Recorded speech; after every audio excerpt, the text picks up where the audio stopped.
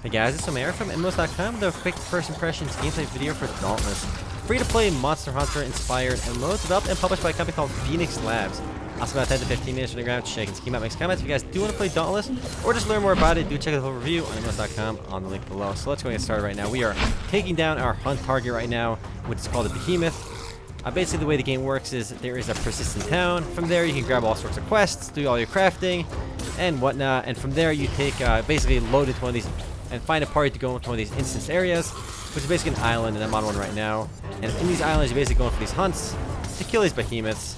And killing these bad boys grants you basically some crafting gear and some loot, which you can use for both your quest as well as your upgrading to get new weapons and new armor and whatnot. And beyond just killing these behemoths to get your gear, you can actually gather resources in these areas too. Before we found this guy, you can actually explore this island a bit. It's decently large. And on here again, you can get all sorts of goodies, including iron ore veins, basically other goodies and funguses you can pick up and use them for crafting. Hides, you can kill some goat for some gear, some crafting materials there as well. Oh man, take some damage over there. We're going to wait till the move goes away, and we'll go back in. This is a game where individual skill does matter. These early fights are pretty straightforward and easy, and it's kind of hard to really die on these. But it's pretty good training for when the game does get harder.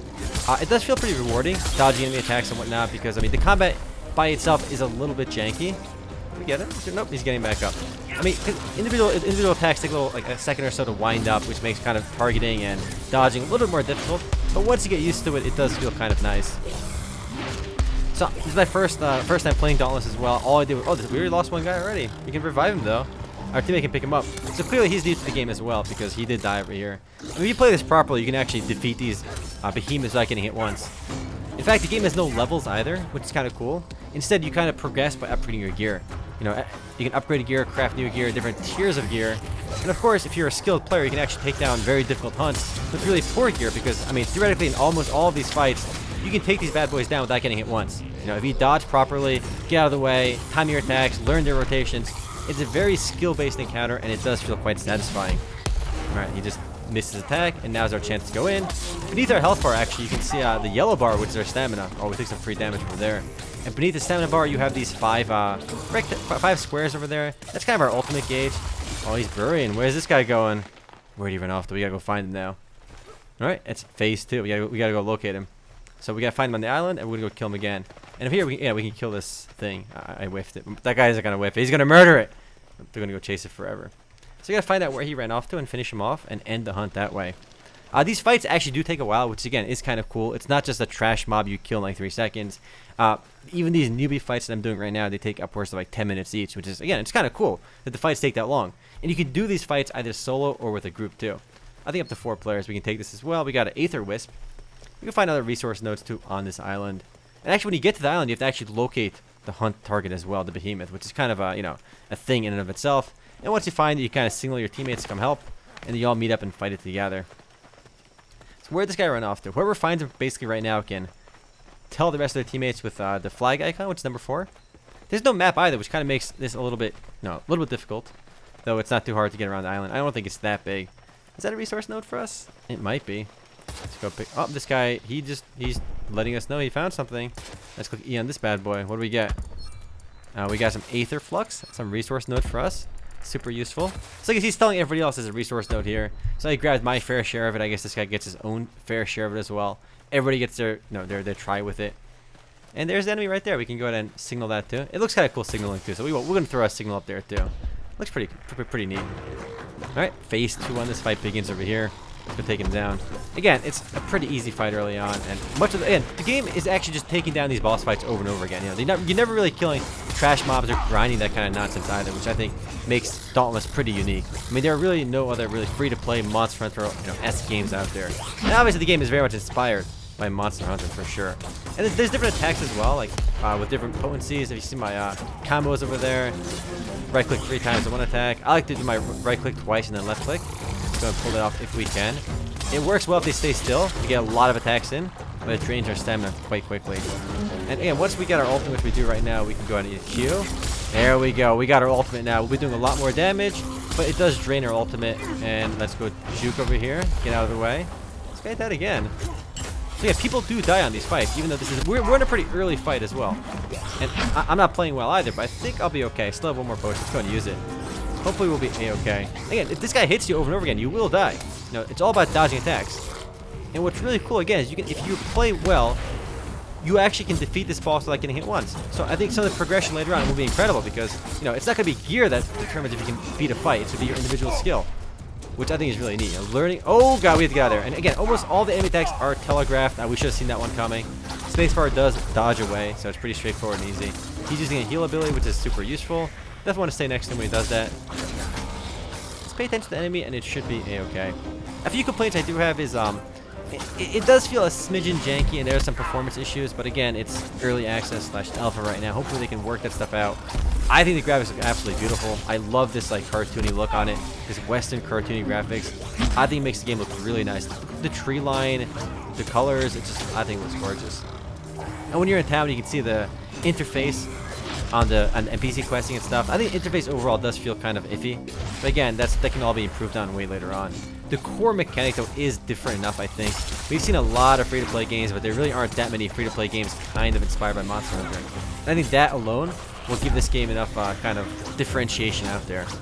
And the core premise is very cool. It just needs to be polished up, I think, in terms of performance and interface and presentation to be a little bit better. Let's go kill this guy too. There's different weapon types as well, not just the one I'm using, so that does a lot of damage, but now we're completely out of stamina as well. If you use all your stamina right away, you will not be able to juke the enemy, so you don't want to do that. This guy should be going down probably pretty soon. There's no life bars either, and we're actually kind of low as well. He should be going down pretty soon, I think. Now he's struggling. Get some free hits on him. Bring him down, boys. Bring him down. Later on, I imagine enemies will hit a lot harder and be less forgiving. On this bad boy, you can, the game is pretty generous on, how much time you have to react. And you have a lot of opportunities to attack him. Like, oh, there we go. We got to stay away from that. Once the ability runs out, we can go back in. And it's all kind of learned through trial and error, too, which is kind of cool. Oh, we're going to get out of the way this way. And it just feels very satisfying to dodge. You can't dodge mid-attack either, so you got to coordinate your attacks as well. And again, there's a bit of like a, while you're left-clicking, it does kind of take a little while. Alright, we should be good now. Oh, let's get him. Wait for another attack and then go in. Now we got to go in. Our ultimate's basically almost full again. We can activate that in a second anyway. Can we activate it right now? Yeah, we can. You can activate it right away. It just drains your abilities. Here we go. Let's do some. Oh my god, we're taking some damage. Let's get out of there. We gotta watch our attacks. We're getting mega low, and we are out of potions. And he is down. We got the hide scale, the broken incisor, and we killed the Nasher. Island player. It took us 15 minutes actually. So again, these fights do take a while.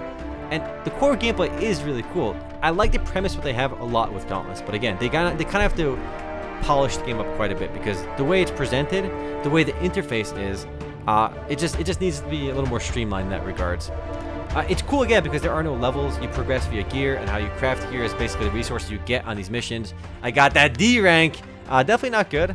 I got 3 medals. All right, we got 3 medals. I think I got gold. We got bronze. We did quite poorly though. There are some stats at the end. It tells you who does the most damage as well. And I'm going to give that encounter a 3. Obviously, every single behemoth is its own unique encounter. Obviously, once you fight the same hunt a few times, you kind of get in the groove of it and learn the patterns and whatnot.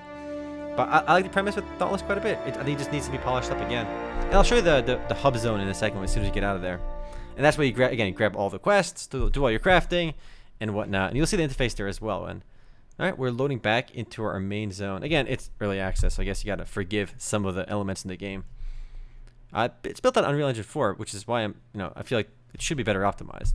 But I'm getting some stutter in the game myself. So you can see there's no map too, which is kind of odd. Tab doesn't bring up a map, M is not map. You can see where to go with your little compass at the top, where all the quest locations are. Let's go find this exclamation mark all the way over here. And when you're running around town as well, it gets a little bit janky. Your character kind of stops, like right there, you just saw for a second. So again, these are all small incremental things which can probably be fixed pretty easily. But the core premise of the game, I think, is really cool. I mean, they gotta just add tons of cool boss fights. I mean, the boss fights, again, are fun. And trying to beat those boss fights while under gear are also fun. I mean, we haven't seen anything like this in other free-to-play games. I mean, there's been so many free-to-play games out there, and they're all basically copycats of each other. So seeing this, again, this is not necessarily unique either. This is clearly inspired by Monster Hunter. I think they'll have a lot of competition with Monster Hunter Worlds when that comes out, but that will of course be buy to play. This is free to play when it launches. Get this quest over here, and you can see just from kind of the interface does seem kind of a little bit like amateur-ish, the interface look. But again, that can all be fixed. He wants 10 grapefruit zaps. Nice, guys. And again, you can get some of those loots in the before you fight the hunts in the little islands you're on. So basically, you want to grab all your quests in this area and then do the hunts that correspond with your quests. And you find out what gear you want to craft, and you seek out those items from the various hunts from the behemoths that you want to get. So we can see this is where the item NPCs are, the merchants. This guy can upgrade our armor, I believe. Let's go talk to this dude. He's got quests as well, the armor smith. So you can see there's different tiers again over here. We can craft some of this stuff. Now that we killed, this is, I'm not sure what, borrowed gloves. We don't want this. We want to get some Nasher stuff. This should be one higher tier. And you can see the tiers of armor over here. We start with all tier 0 stuff right here. You can work our way up, get some Nasher boots. Again, you can upgrade these as well. And you can see the different stats as you upgrade them. So we can see what we got. We can upgrade this bad boy right now if we want. We want to upgrade this because I'm pretty sure I got one of these right now. But we need, looks like, some Nasher trace. The concentrated power for Nasher. So we killed the Nasher, but we didn't actually get that drop. So that drop, I guess, was a bit rarer. So you basically have to grind boss fights instead of grinding simple enemies. Like just regular mindless enemies. And I think that actually does mix things up quite a bit. It changes the pace a lot. We gotta find a few more quests over here. You do run around quite a bit grabbing these quests. And again, this is basically the hub world of the game. From here, you can basically get to all the hunts by talking to the bulletin board near the beginning. Again, it's just, I'm not sure why it's so laggy over here right now. Just kind of stuttering around. But once we get to the bulletin board, right from there, we can, again, depart on any of those hunts, either solo or with a group. If they have enough content to keep players busy and tons of weapons and stuff, it could be really cool. Talk to this guy as well. He's got a quest for us. What up, buddy? Feather and Fangs. I've proved myself against the Nashers and the Strikers. I'm ready for a new monster. New bad boy. Let's go kill that. We can go queue up for that right now. You can see we can do Hunt a Shrike is our next quest. Hunt and slay a Shrike. Do it with a party or do it by yourself. You can begin it right away if you do it solo, obviously. But yeah, this is Dauntless right now, and you'll see quite a bit more about Dauntless in the near future. I plan to do more videos for this because I find, again, the core gameplay kind of interesting. I don't think it's worth the $80 to get the alpha access. Closed beta costs $40, which begins in September. I think, if you wait, if you're patient, wait for the free-to-play version. If you're super eager to play it, then I guess maybe the $40 one might be worth it for you. But yeah, if you guys do want to play Dauntless or just learn more about it, do check out the full review on MMOs.com on the link below. Anyway, guys, we got to upgrade our weapon. Giving us a heads up over there. You know what? We're pro. We got this, boys. We got this. Anyway, guys, later. Actually, let me show you a little bit of interface stuff here, too. You do have the customizable banner. You can find some various goodies for this. You can change the colors for free. But if you want to change some of the sigils and some of the other outline stuff, you do have to unlock those. So that's really kind of how you can do some appearance customization. There's a bit of appearance customization and character creation as well. So you got that going as well. But yeah, that's Dauntless, guys. That's the gist of Dauntless. Later, guys.